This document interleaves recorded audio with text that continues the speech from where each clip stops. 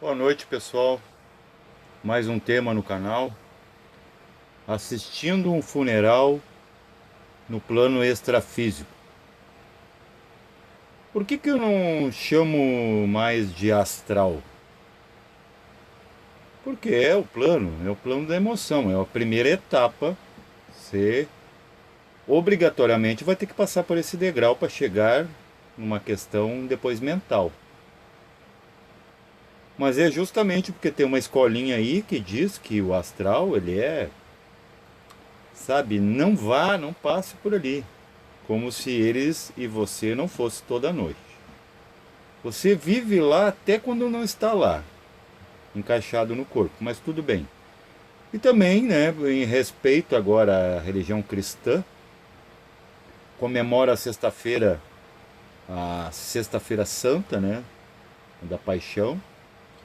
Então, é adequado, é conveniente falar desse termo morte, tema, né, nas vésperas ou antesvésperas dessa data importante para estes, que é bem deturpada, é bem mal explicada.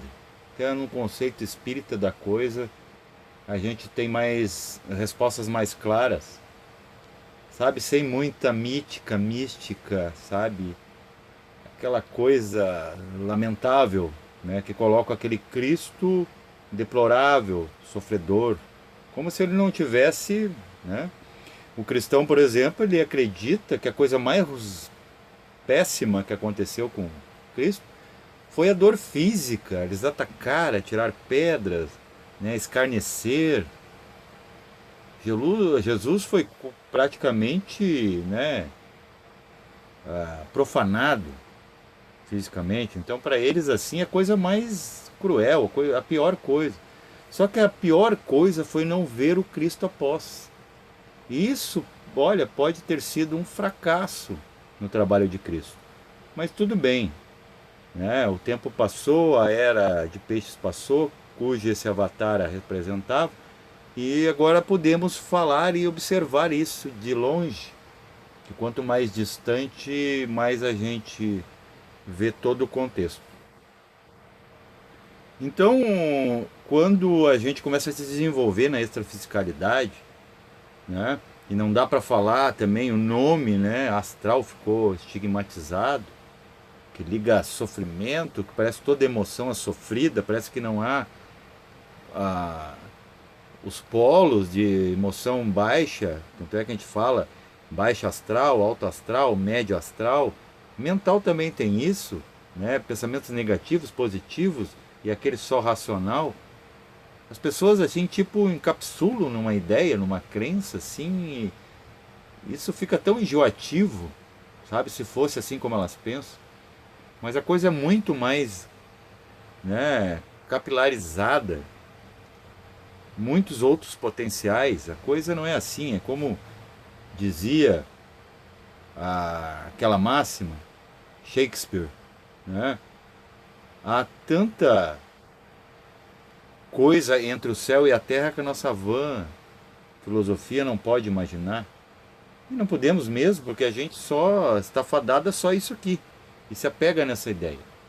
E eu vou falar sobre esse apego de ideia no que acontece quando um projetor ele é chamado, muitas vezes ele não vai por livre e espontânea vontade nesse tipo de trabalho, que é bem complicado, que é como falar com o ser humano vivo aqui. Você tenta o alertá-lo, tenta dar novas possibilidades, novas visões de vida, e ele reage, ele fica totalmente, sabe, arredio a qualquer nova possibilidade que esteja fora dessa realidade, dessa visão de vida. Então a gente muitas vezes é, né, encaminhado para amparar esses seres na despedida, entre aspas, nessa troca de veículos, né? Perde um, fica o outro, perde outro, fica ainda outro.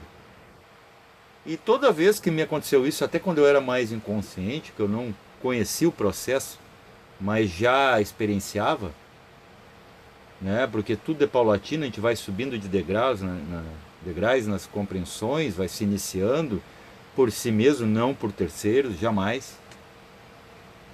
Eu já vi aquela cena e eu vejo que cada vez que a gente presencia uma solenidade dessa, que aqui é chamada de despedida, e lá a gente vê que não é bem uma despedida, e sim uma reentrada da onde já se vieste, o desencarnado, né, o novo desligado da matéria, ele fica lá também arredio, muito físico, porque ali é um astral urbano, né?